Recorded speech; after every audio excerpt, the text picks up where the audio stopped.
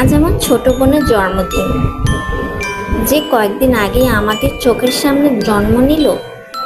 দেখতে দেখতে সেও আজ হয়ে উঠেছে 6 মাসের বাচ্চার মা।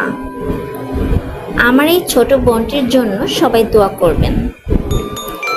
সবার কাছে জন্মদিন অনেক আনন্দের মনে হলেও আমার কাছে আনন্দের না। এমন দিনগুলোতে আমার কাছে মন খারাপই লাগে, কারণ বয়স যত বাড়তে থাকবে আমাদের কাছে সামনের দিনগুলো ততই কমতে থাকবে। যাই হোক, কেক খাওয়ার পর আমার আম্মুর হাতে বিরিয়ানি খেলাম। আমার আম্মুর হাতে বিরিয়ানি অসাধারণ মজা হয়, যদিও যার যার মায়ের হাতের রান্না তার তার কাছে ভালো লাগে। সব মিলিয়ে আজকে সবার সাথে খুব ভালো দিন কাটালাম।